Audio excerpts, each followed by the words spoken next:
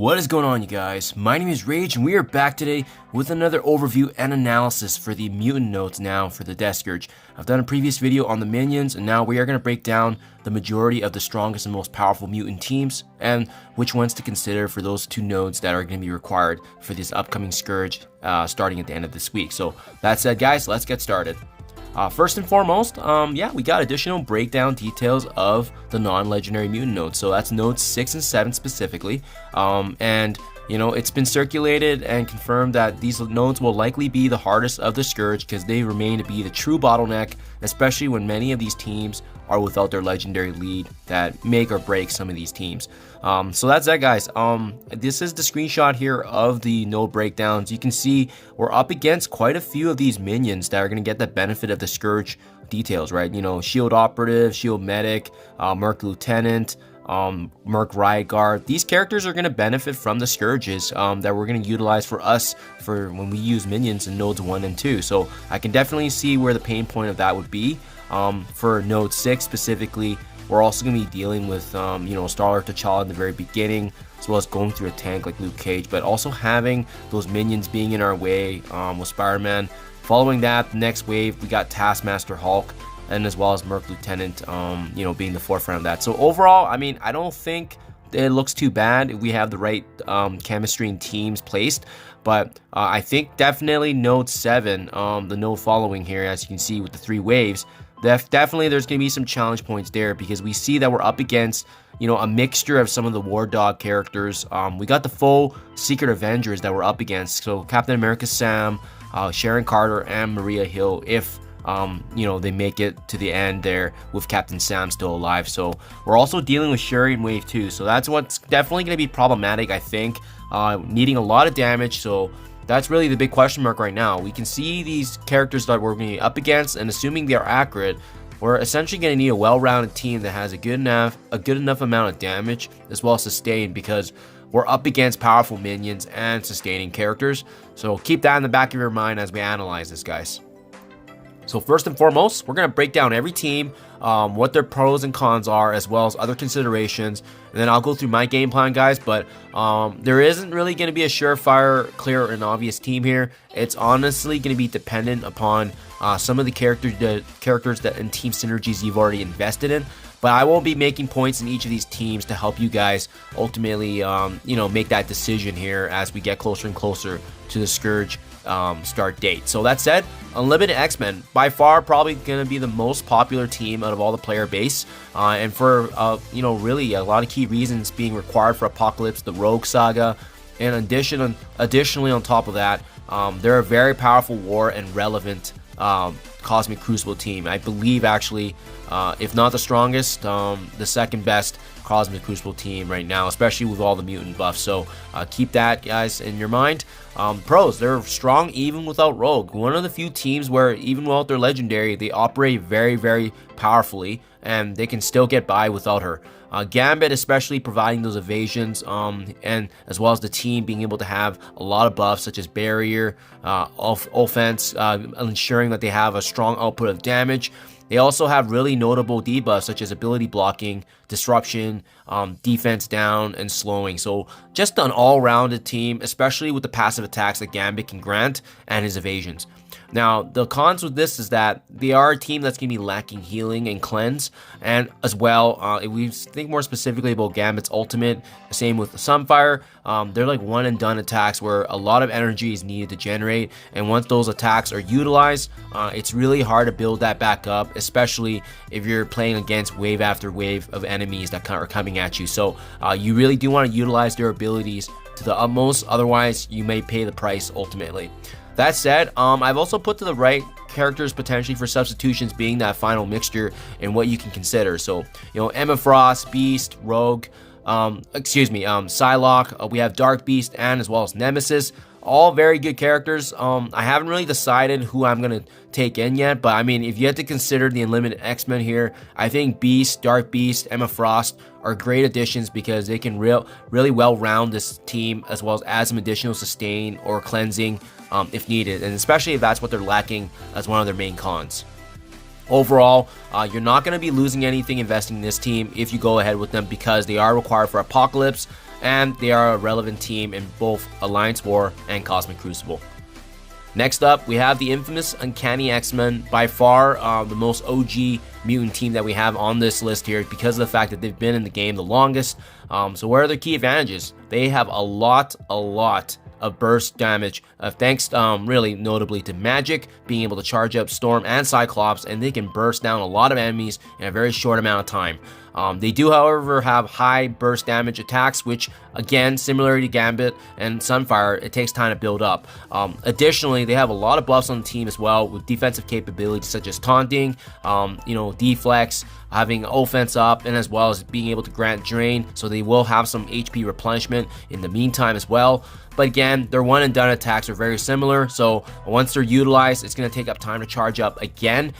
They also have a lack of crowd controlling, so not many ability block stuns being available for them, and as well, only 5 of these members that are listed here can be utilized, so you have to carefully consider if you want a cleansing character, potentially such as Beast, or a healing consideration. A healing consideration such as Beast, or Cleanse such as Psylocke, where she doesn't have any of the actual healing aspect.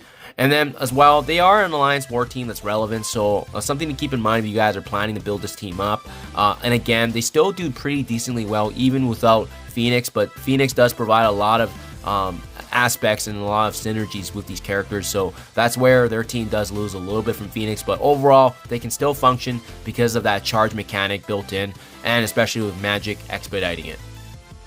Next up, we have the Def C team preemptively here and prematurely, even though they're not fully in the game yet. 3 out of the 5 characters, if you do have them built up, either being unlocked early or paying for them, this is definitely a viable team that you can utilize in conjunction with other characters that round out the mix here.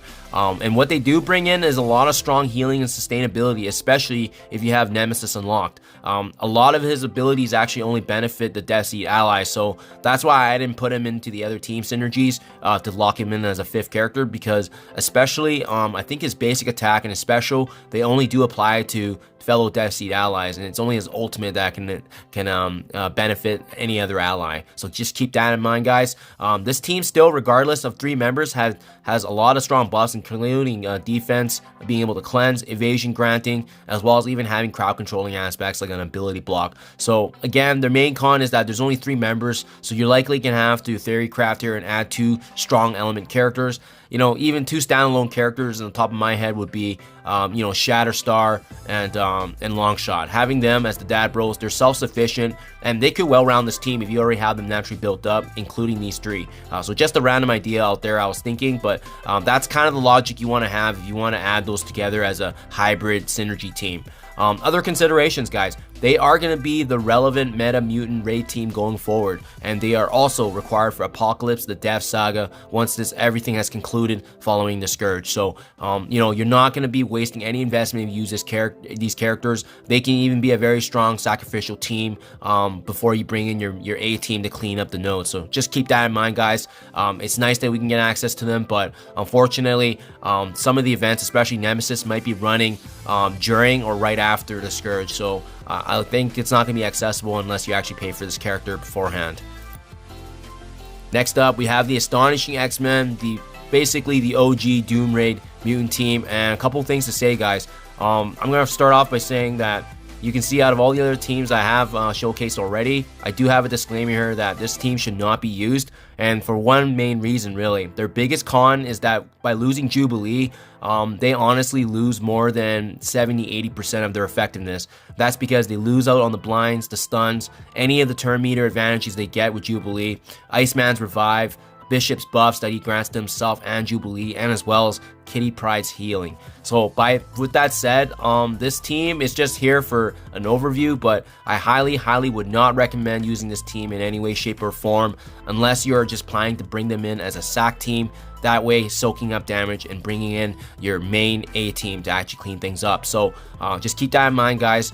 However, even despite this this big red flag, they still have cleansing and healing. You know, Bishop is still a strong immediate first turn taunt, and he does still do exceptional damage. It's just it's more stronger with Jubilee on the team, and as well they have slow and offense down. So keep that in mind, guys.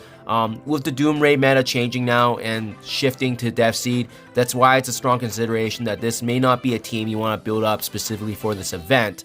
However, if you do have them built up already naturally because you've been involved in Doom Raids, they're going to have a place here, and I'm likely going to use them as part of my SAC team because I have a lot of these guys already built up, and it makes sense to utilize them to at least sponge up attacks, take down some enemies, and prepare for my main team to go in and actually clean up the notes.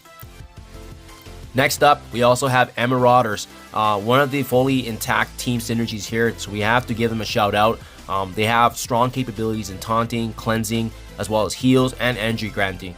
They also got really good damage overall, and even able to pivot their situation with clones thanks to Mr. Sinister.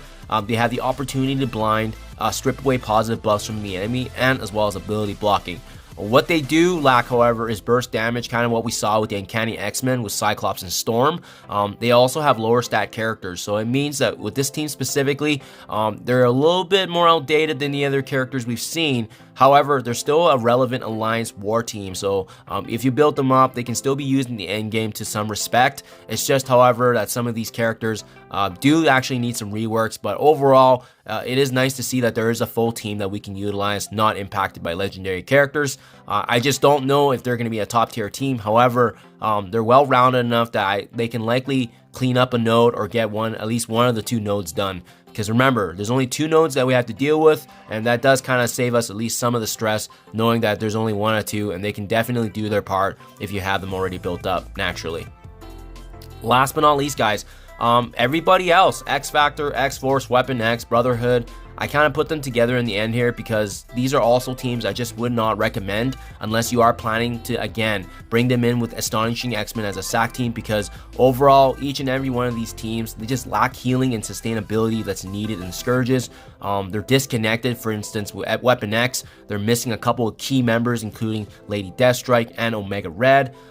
Most of these characters are statistically irrelevant, so that's why I wouldn't recommend building up and using up your endgame materials, gear, and gold for teams that aren't relevant anymore, especially now that Magneto has moved on from the Brotherhood into the new Death Seed team. So all these teams, however, guys, like I said, I think Weapon X is probably the one that's worth investing in the most if you're interested in Alliance War. But even then, I wouldn't recommend them for the Scourge unless you're intending to use them to soak up damage, because just due to them not being able to have that sustainability and healing, and they won't be, you know, unless they're cleaning up a couple enemies at the end, they're not likely going to be a factor. There's going to have to need to be a stronger and more proficient team to get the job done. And then last but not least, guys, conclusion. The strongest teams overall then, based on what we've talked about, I believe strongly is Unlimited X-Men, the Uncanny, and the Marauders. Death Seed can be an X factor, and that's why I brought them in, because there's only 3 members right now, but they can be slotting characters in combination with some of the other teams that aren't relevant. My game plan, however, is going to be the Unlimited X-Men team and factoring in a 5th character. It could be Beast, it could be Dark Beast. I'm looking at my options right now, but I think Unlimited X-Men is going to perform very strong, especially knowing that all our gear and investment going into them is also going to help with Apocalypse. My SAC teams are likely going to involve Astonishing X-Men, plus potentially the Death Seed or any other Uncanny X-Men that I just have already ready to go. So that's my game plan there, guys. I strongly believe that Unlimited X-Men can get the job done. It's whether or not we can time their attacks efficiently, and keep in mind there's only 2 nodes that we have to get done, and that's it. So I think that's going to be the true bottleneck of the Scourge, really getting those mutants ready to go, especially when they lose so much value from not having the legendaries in their team. So there you guys have it. Let me know what you think in the comments below, what your teams you're going with, but I strongly believe that Unlimited X-Men, the combination with some of these sub characters on the side, they're going to be a very, very proficient team, especially the value we're already putting into them for the Rogue Saga God. So thank you as always, guys. Do appreciate you checking my videos. Let me know what you think in comments below. Thank you as always, and I'll catch you guys in the next one.